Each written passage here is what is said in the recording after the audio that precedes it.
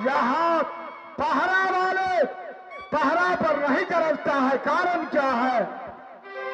मैं क्या जानूं। पुलिस किस राज का पुलिस अगर ड्यूटी पर सो गया है उस राज का दुर्भाग्य है। पहरा ये वाले न पहरा पर गरजाए होते उड़ी पर न गरजाए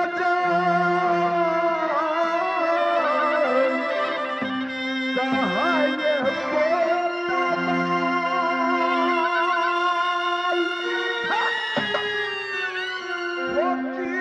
पुलिस हो गई भैया या जता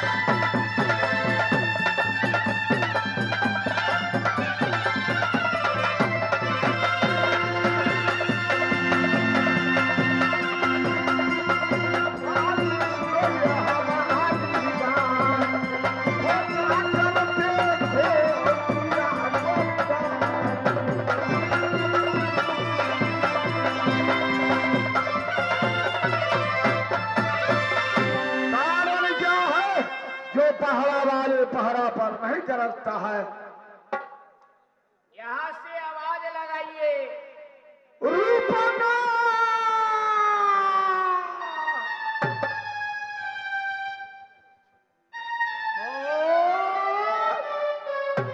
देखो प्रधान सो गया है, कोरा की हर है, कोरा लेकर आओ। ये कलयुग में तपस्या करने से भगवान मिल जाते हैं, फिर भी नौकरी नहीं मिलती है। 6 महीना पर वर्दी फाड़ता है, 8 रोज पर खांसी खाता है और ड्यूटी के समय में सो गया है।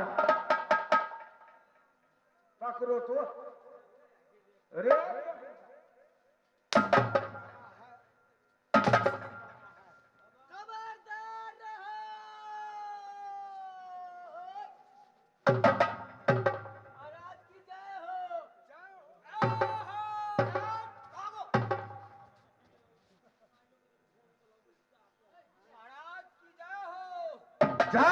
जाओ हो, ये कहो तुमको यहाँ ड्यूटी करने के लिए भेजा था या सोने के लिए? ड्यूटी करने के लिए महाराज। ड्यूटी करने के लिए। जाओ बेटा इंदल के खबर करो, बोलो उसे कि तुमको चाचा उदल जी आए हैं। जल्द जाओ।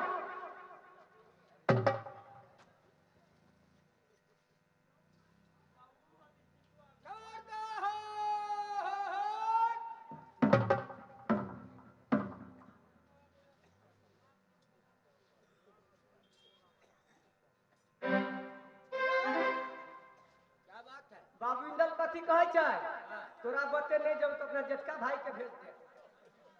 हाँ तोरे बोले कह जा हमको। हाँ हाँ तो आपको क्या रे टुनटुन माँ, जाओ कल बुला कर ले आओ, जाओ।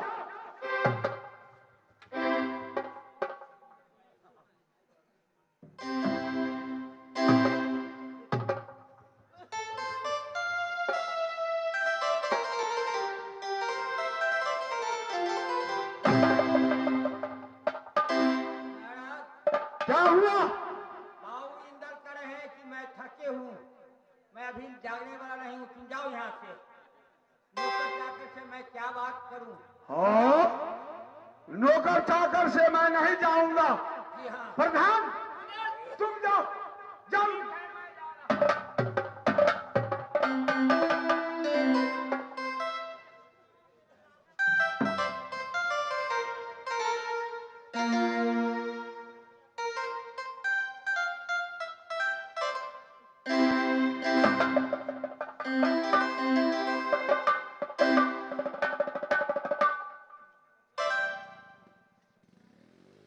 क्या हुआ? बेटा इंदल टीम से गायब है। बेटा इंदल तम्बू के अंदर नहीं है उदल। बेटा इंदल तमुख में नहीं है? जी हाँ। अरे तुम नहीं जानते हो, बेटा इंदल किसी कोना पर छुप करके रोता होगा।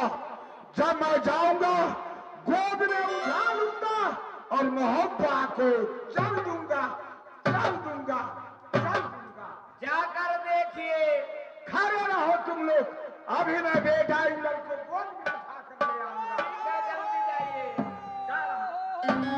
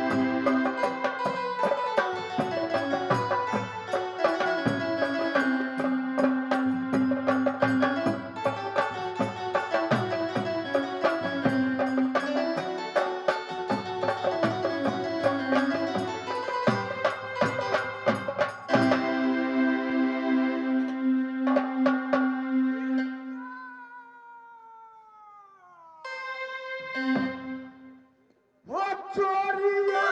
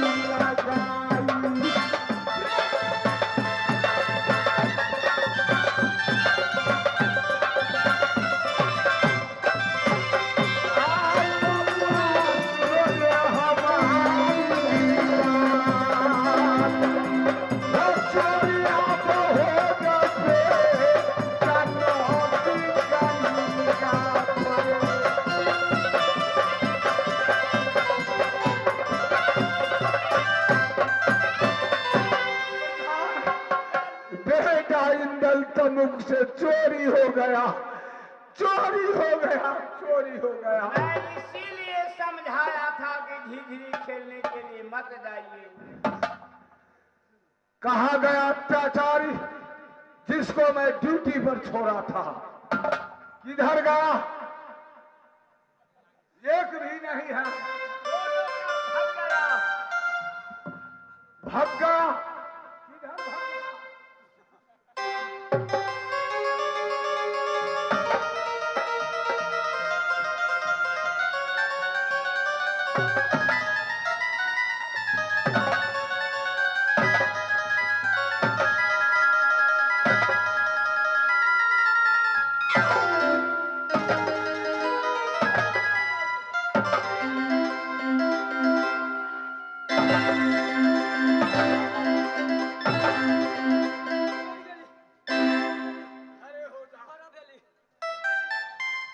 बोल, बेटा इंदल है कहाँ?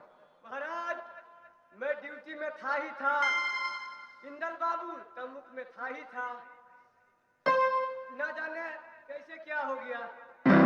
था ही था। जी था ही था।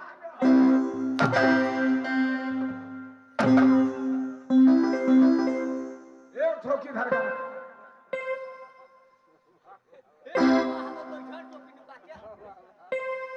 क्या रे? अरे खिरखिरवा, चलो यहाँ, चलो यहाँ। पब्लिक में जाकर, बीच घोल में जाकर बैठता है। क्या मैं तुम्हें छोड़ दूंगा? रुक जा, रुक जा।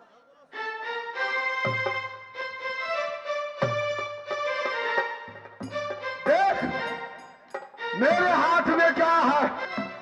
ये एक बार फेंकूंगा, जहां रहोगे उसी जगह मर जाओगे। ये दो, ये।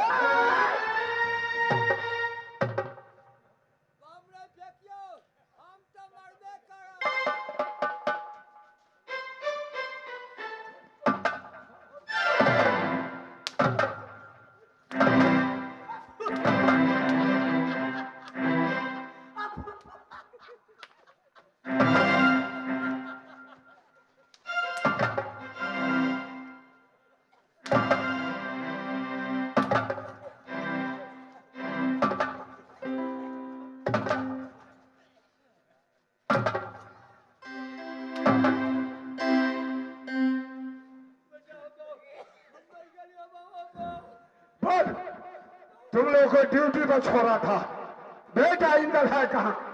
बताओ कहाँ है? बताओ। महाराज हम तो ड्यूटी करता ही था। फिर करता ही करता ही। ये हम ड्यूटी पर करता ही था, इंदल बाबू था ही था, हम ड्यूटी पर करता ही था। ये साले, ये कौन हिंदी है?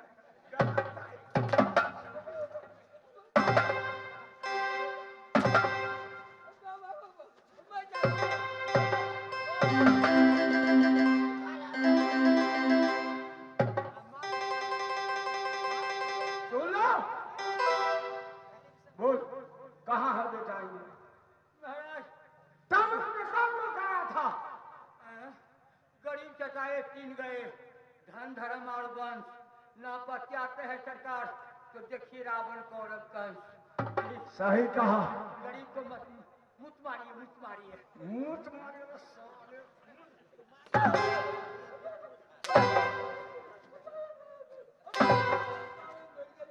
मत मारिए कि मुंह मारिए?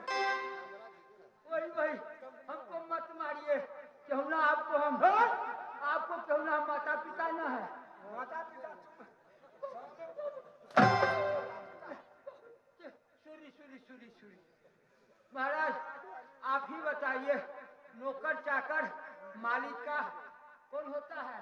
मालिक होता है माता पिता और नौकर। ऐसे बोलो। वो तमुक में कौन लोग आया था? महाराज यहाँ तो कोई आया था नहीं, लेकिन नारी लोग आई थी यहाँ। तमुक में नारी लोग आई थी? समझ गया। शायद वही नारी लोग बेटा इंदल को चुरा करके ले गई है। बंदूक उठाओ, और चारों तरफ से मेला को घेर लो, तासे नारी लोग मेला से भागने नहीं पड़ा पावे। रे बिगुल बजा दो कुलपल्लम में, है चंदी फेंक दो तलवार, है बच्चा करे बंसी, है तुम्हें कटन दिया, ये सब माथुन में दूंगा, बूंद हो जाए, है तुम्हें चिन्ह बलवानी जान, है खटकाने सगवान, रे पलकने की तबे गल्ला, है कोई लाल भसम हो जाए, रे पूर्ण तोड़ दिया फिर बादल, है पश्चिम दोरा दिन बहार, रे पश्चिम दोरा महाजिन का, है उत्तर कन्या बाल, रे प्यारू का रे बेटिया का, है उसका काश्मीर सुल्तान, रे बाबा का खाना दोरा, है खाना लूटूंगा, है दिलवार दिल लूटा, है भाई सुनो हमारी बात, रे ढोलवाला सो भी कालूटा, है ठंडा गरम हट पारा, रे तुम लगा भी ठक मारा, है बाबा भाई दिल्ली असहाय, भाई ये सुनो, मिलन सरदा,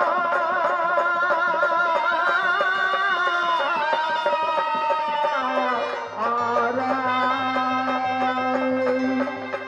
रे मनुष्य के जिंदगी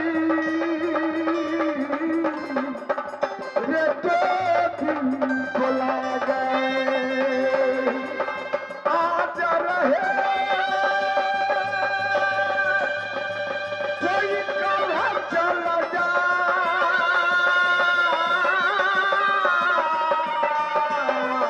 आया, देखो तुम पागल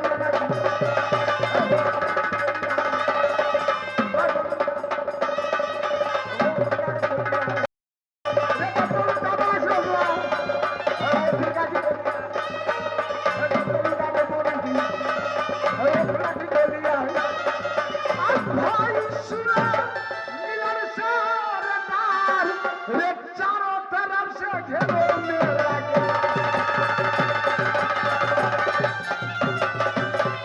सुनो हमारी बात,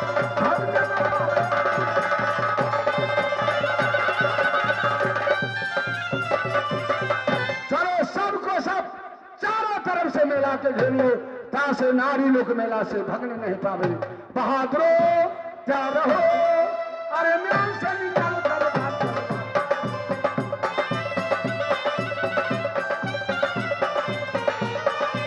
बहादुरो क्या रहो, अरे मेल से निकाल कर बात करो, क्या रहो।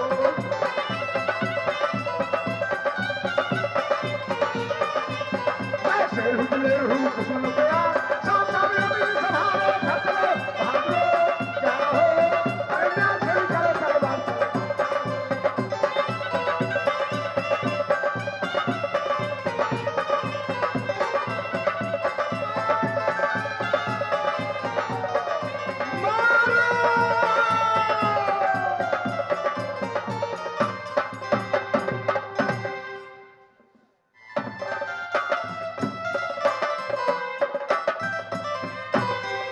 अरे बहन, हाँ बहन, अरे मेला में घूमते घूमते तो थक गई बहन, अब अपनी घर द्वार चलो, चलो बहन। अरे बहन, आई चलती से चली आई बहिना, आई अपना घर तुम्हारिया है यहाँ पे।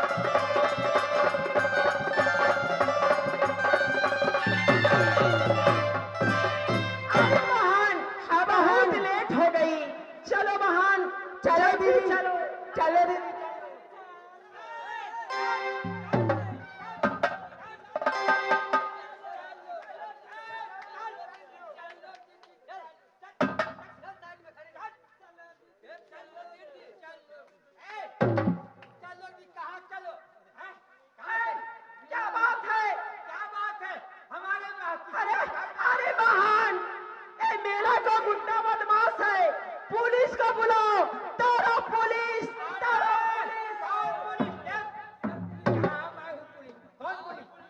कौन पुलिस आने वाले हैं?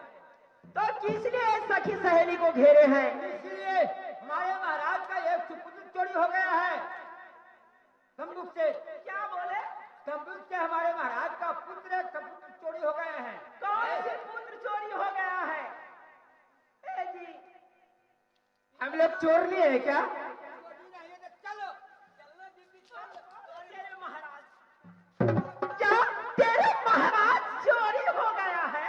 तो ये सखी सहेली चुरा कर रखी है क्या? हम लोग चोर नहीं है। चोरी हो गया, चोरी हो गया है। तो ये सखी सहेली चुरा कर रखी है।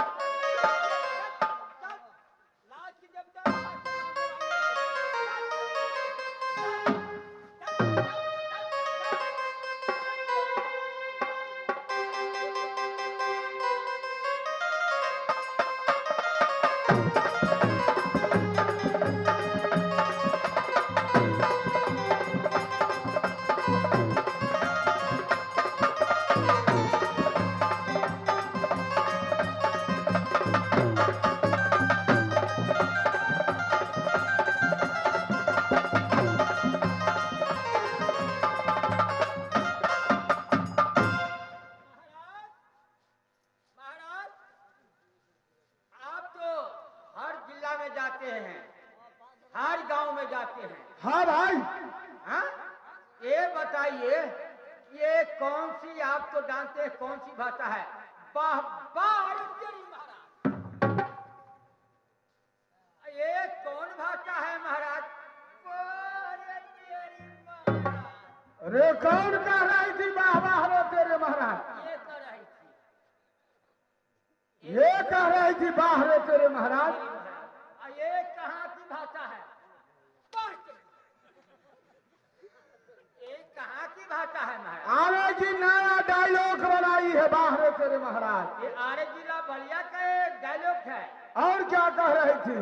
और ये कह रही थी, चलो दीदी चलो, चलो दीदी चलो, चलो दीदी चलो, चलो दीदी चलो, ये सब कह रही थी। ये कह रही थी। ये जो है भूलकी वाली। कौन? ये भूलकी वाली, भूलकी वाली। अच्छा, ये कह रही थी। रुकना, जरा ध्यान से सुनो। रे साया के ऊपर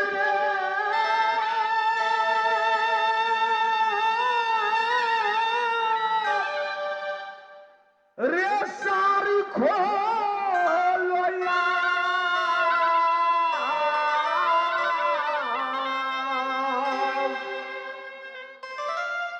रे खोलो बलाउजा रे भैया इसकी छाती।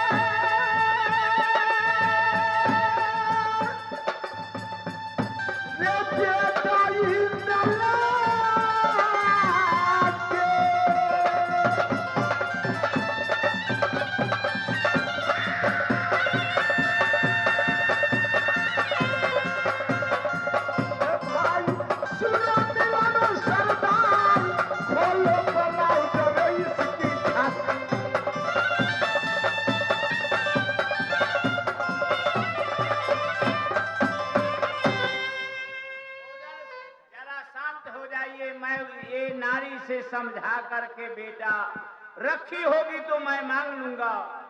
अच्छा, ऐ राजकुमारी, क्या है महाराज? महोबा निवासी सम्राट अमरपति आल्हा का सुपुत्र इंदल नाम का एक बालक टेंट से खो गया है।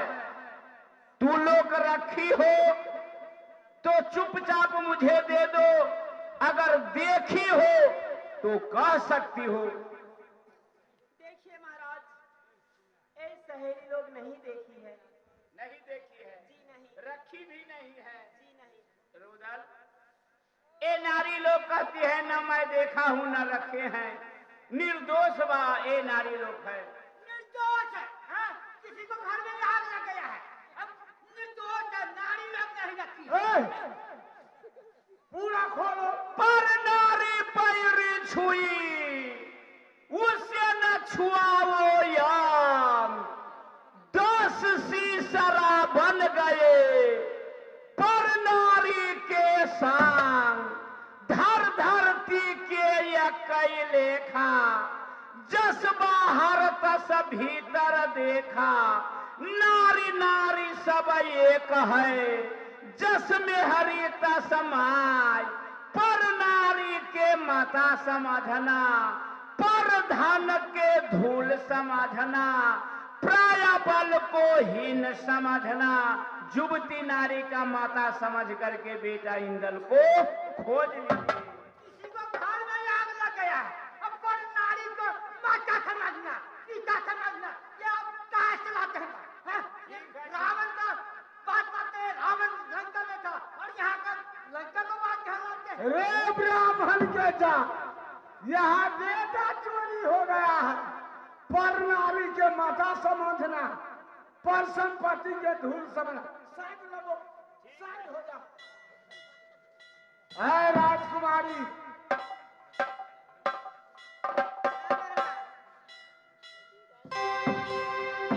महाराजा अमरपति का सुपुत्र बेटा इंद्र प्रमुख से चोरी हो गया है। अगर तुम देखी है तो दे दो, मैं कुछ नहीं कहूंगा।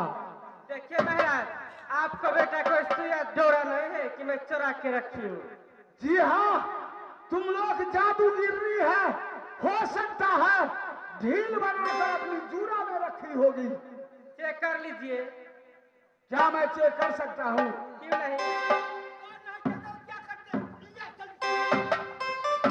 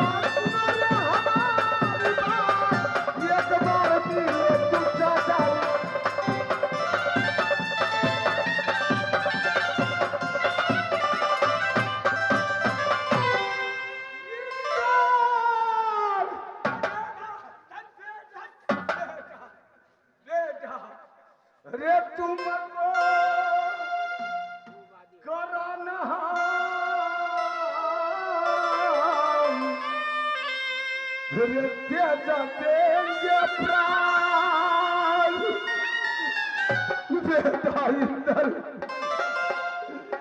रे खाने रे जो दुनिया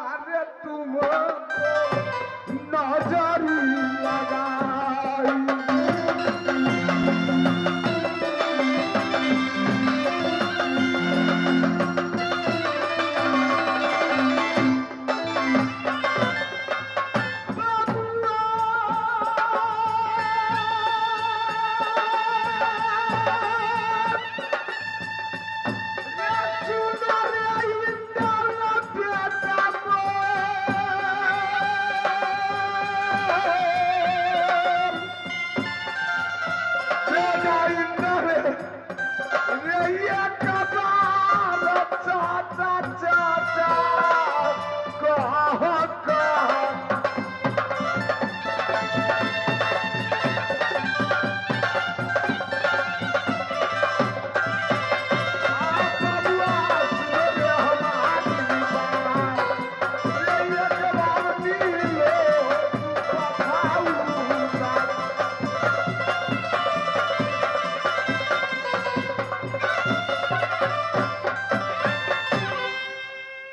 यही महाराज तेरे ये कह रही थी बाहरे तेरे महाराज खिड़खिड़वा तुम भी उधर से चेक करो हम ही करते हैं महाराज। करो महाराज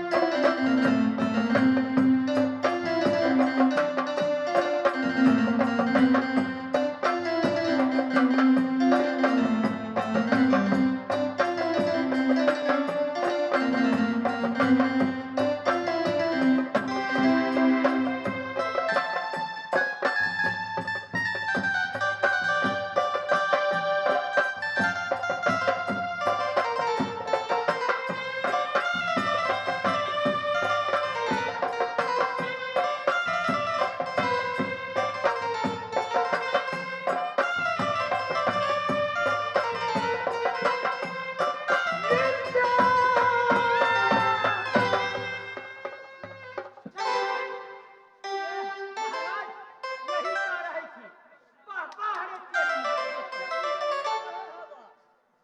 ये कह रही थी रे तुमको करना